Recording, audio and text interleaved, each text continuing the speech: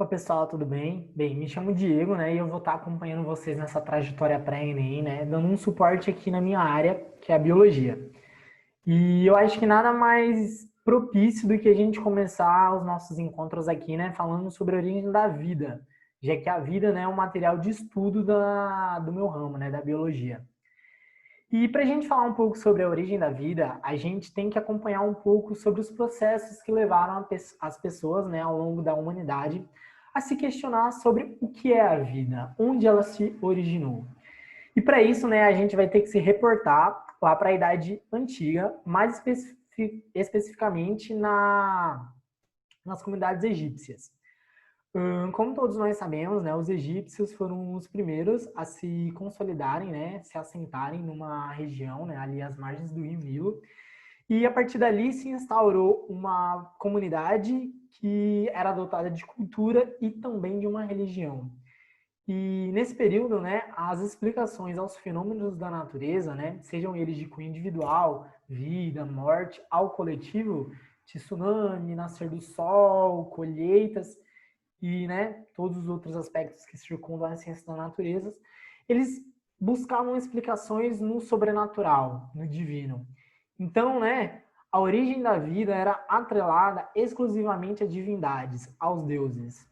Quando a gente percorre a linha do tempo e a gente chega na Grécia Antiga, a gente mantém esse tipo de pensamento, só mudando os seres na qual foram responsáveis por atribuir vida aos humanos.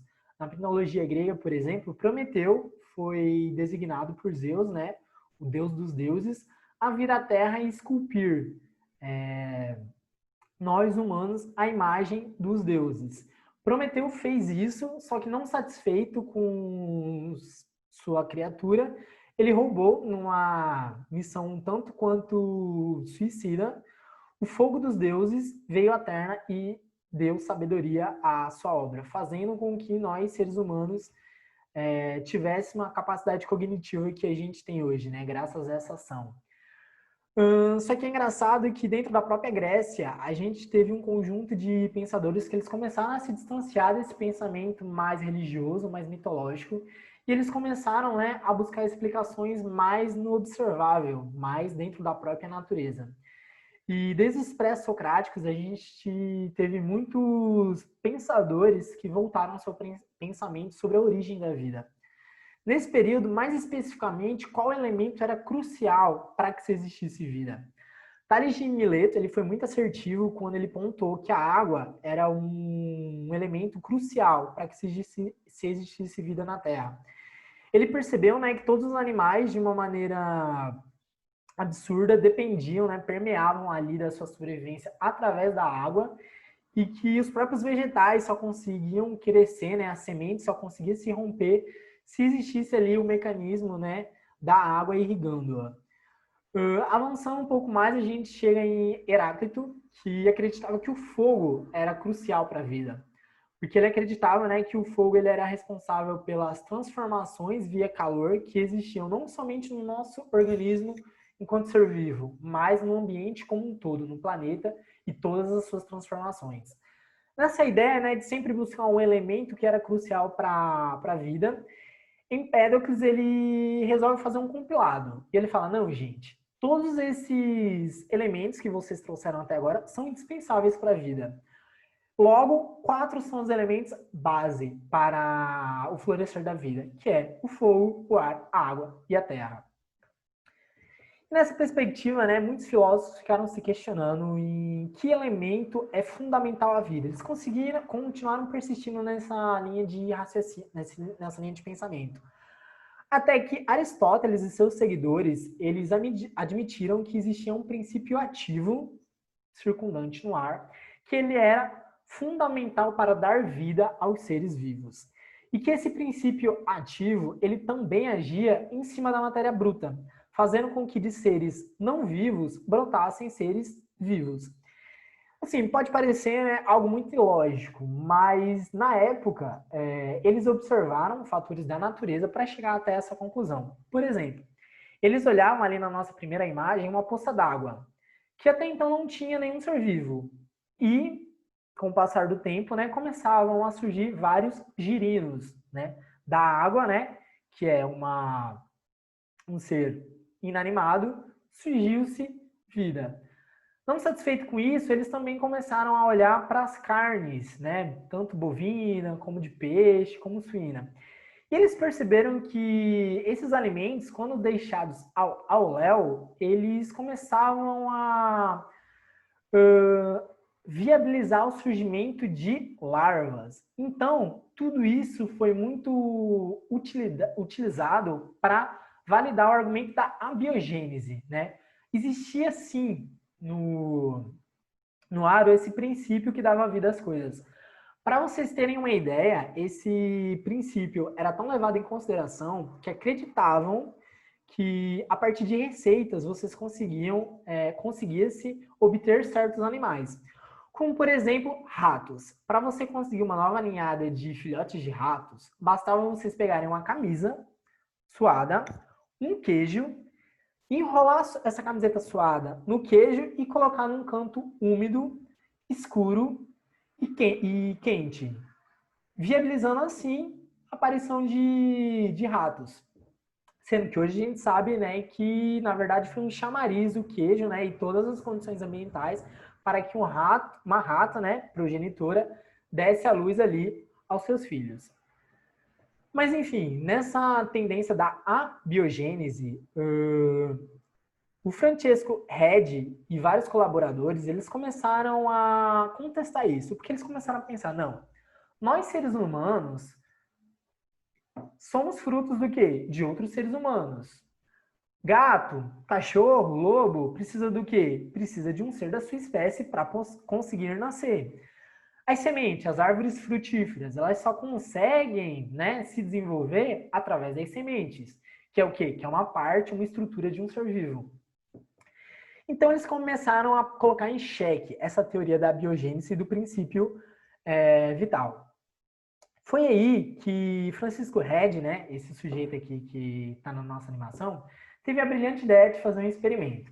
No que consistia esse experimento? Ele pegou 3 frascos e dentro de cada frasco colocou um pedaço de carne. Só que, quanto à vedação desses potes, ele foi categórico. Aqui no primeiro, né, como a gente pode ver, ele não se utilizou de nada.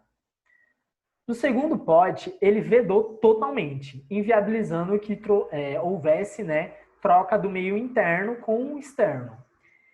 E nesse último potinho aqui, ele colocou um pano de gaze, cobrindo, né, ficando ali na região intermediária entre o aberto e o fechado. Por quê? Qual foi a sacada de Francisco? No primeiro pote, como ele estava aberto, deveria obrigatoriamente existir vida. Porque independentemente se era uma mosca que depositou o ovo ou se foi o princípio ativo agindo, haveria vida.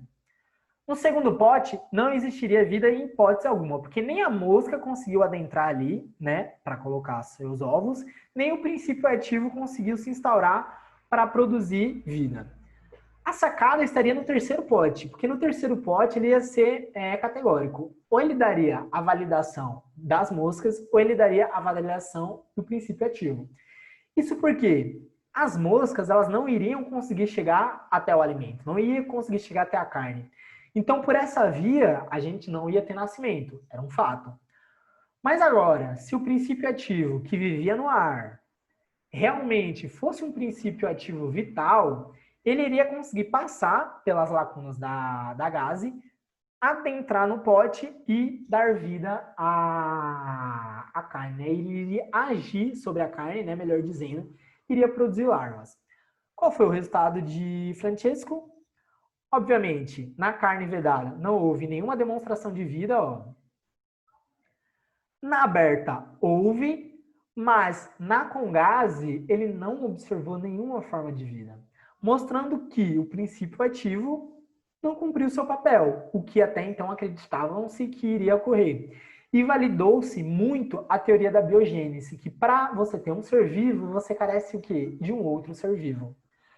Só que essa luta, né, travada entre as duas correntes da biogênese e da abiogênese prevaleceu no campo da ciência. Até que Louis Pasteur ele chegou e colocou uma pedra em cima da biogênese, de maneira que ela não conseguiu mais se perpetuar ao longo da ciência. Isso porque Louis Pasteur fez o seguinte experimento.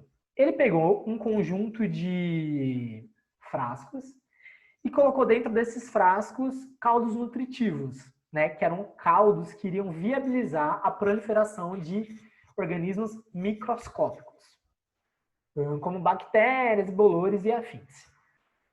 Logo na sequência, né, que o frasco estava cheio, ele aqueceu esses caldos, visando a esterilização do que estivesse vivo previamente, para tornar o ambiente totalmente inóspito, né, sem a presença de vida. E em todos os seus recipientes testáveis, ele botou esse bico-pescoço de cisne. Só que qual foi a sacada dele? Na metade do experimento, vez ou outra, ele acendia aqui uma chama. Por quê? Porque os seres, né, microscópicos que pairam no ar, eles iriam adentrar aqui, iriam subir, mas quando eles chegassem aqui, eles iam ser mortos. Afinal de contas, o fogo ia desnaturalizar suas proteínas e eles viriam a falecer. Enquanto que o princípio ativo, como ele é um princípio ativo, não é um ser vivo, ele passaria aqui tranquilamente. Um outro conjunto de frascos com caldo nutritivo, ele permaneceu, né, sem nenhum incremento de fogo a posteriori e ainda quebrou aqui a sua base, fazendo com que o ambiente, né, e todos os seus micro-organismos adentrassem e se perpetuassem. E, obviamente, qual foi o resultado que ele chegou? No primeiro modelo experimental, não houve surgimento de vida, enquanto que no segundo teve. Então, assim, de uma maneira por todas, ele botou em xeque que para surgir vida, você precisa de um antecedente vivo. Só que o pessoal da biogênese não se mantiveram satisfeitos com os resultados até então na comunidade científica. Eles lançaram uma problemática um tanto quanto interessante. Eles chegaram para os defensores da teoria da biogênese e lançaram o seguinte questionamento. Tá, se todo organismo vivo antecede um outro organismo vivo, quem foi o primeiro organismo vivo dessa história toda? E é aí que para a gente conseguir enveredar, né, de forma promissora para a vertente científica, a gente tem que voltar um pouco para o passado e na física buscar algumas explicações. Isso porque o universo, como todos nós sabemos, ele se originou através do Big Bang, que foi, né, uma massa compacta de energia e matéria que eclodiu e jorrou todos esses dois elementos, né, matéria e energia, ao espaço. E que até os dias de hoje, né, permanece em constante expansão. O que acontece? Num dado momento, o Sol ele começou a se formular. Por quê? Porque alguns gases começaram a se interagir entre si, se aglomerar e formar uma bolsa, uma bola de quente e esférica, né, com esses gases. E o Sol, a estrela Sol que a gente conhece hoje, começou a surgir. A condensação, a importância desse Sol na Via Láctea foi tão grande que, com a ação da gravidade, vários outros gases e partículas, né, poeiras interestelares, começaram a circundar o Sol, no movimento, né, rotacional que a gente conhece hoje. E esses elementos, né, em volta do Sol, eles começaram a se interagir entre si e começaram a formar os primórdios dos nossos planetas. Tal qual aqui, nosso planeta Terra. O nosso planeta Terra, né, no seu início, né, na sua juventude, ele também era extremamente quente, gases efervescentes, magma, tudo ali nessa grande bola de fogo que também a Terra já foi um dia. Só que a Terra, diferente do Sol, ela passou por um processo de resfriamento. E esse processo de resfriamento ele foi crucial para que se formasse vida na Terra. Isso por quê? Até então, no nosso planeta Terra, a gente tinha o quê? A gente tinha certas substâncias inorgânicas na atmosfera pausadamente, né? De forma individual. Quando a gente teve o resfriamento da Terra, né? Isso também seguindo aqui as premissas da teoria da sopa primitiva, levantada por Oparin e Haldane. Nesse resfriamento, o elemento água Ele deixou de estar presente somente na sua forma de vapor e passou a também estar presente na sua forma líquida, desencadeando assim o ciclo da água que a gente conhece hoje. E fundamental ao ciclo da água está o quê? As chuvas. A partir do momento que a gente teve na nosso planeta o surgimento das chuvas, a gente também teve o surgimento das descargas elétricas, né? Proveniente das chuvas. E essas descargas elétricas, somada à radiação existente já no planeta, ela fez com que substâncias inorgânicas pudessem interagir uma com a outra, formando moléculas mais complexas, como, por exemplo, moléculas orgânicas. Então, amônia, metano, hidrogênio, que são inorgânicos, puderam se rearranjar e formar essas moléculas mais complexas que foram cruciais para o desenrolar da vida. Por quê? O que acontece? Essas moléculas mais complexas, elas começaram a se comportar de uma maneira interessante. Elas conseguiam, né, por conta própria, pegar outros elementos do meio, trazer para dentro de si e modificar essa substância vindoura do exterior. O que aqui a gente já tem o pioneirismo do metabolismo, né? Porque o que é metabolismo? É você ter uma maquinaria interna que vai propiciar toda a sua energia em prol de uma função interna, né? Intrínseca àquele sujeito portador da maquinaria. E nesse cenário surgem os coacervados, que são, assim, hoje em dia, na ciência, o pioneiro precursor das células. Como é que esses coacervados eles se comportavam? Existiam proteínas que se associavam, formavam um aglomerado e conseguiam capturar gotículas de água formando uma membrana ao seu redor. Aqui, né, ó, a gente já está começando a pincelar um cenário muito parecido com as células, né, que a gente conhece atualmente. E esses conservados, né, eles permaneceram sobre essa dinâmica, né, e apresentando um metabolismo próprio. Até que acredita-se que em algum momento esses conservados eles conseguiram evoluir e formar uma estrutura precursora das células. As células, né, sendo a unidade básica da vida. Né? Para a gente poder categorizar algo como vivo, ele precisa de duas coisas: célula e, consequentemente, metabolismo. Esses dois fatores que são fundamentais. E, né, agora seguindo, né, o ramo da árvore da vida, né, a gente teve nessa origem, né, ainda muito conturbada, ainda pouco bem esclarecida na ciência, mas que já, né, lança alguma luz.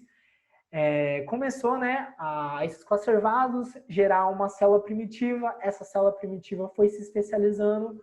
Tivemos no primeiro ser unicelular. Esse ser unicelular, com o passar da vida, né, com a sua ascensão, começou a se tornar mais complexo e desemboca, né, nos seres pluricelulares, que são, né, os seres compostos pela gente, os animais, né, a qual fazemos parte, os fungos, as plantas e afins. Mas, né, toda essa gama de diversidade é pauta para uma outra aula. Aguardo vocês. E qualquer dúvida com relação à origem da vida, pode falar comigo no privado que eu vou dar esse feedback para vocês. Então, galerinha, espero vocês na nossa próxima aula. Valeu!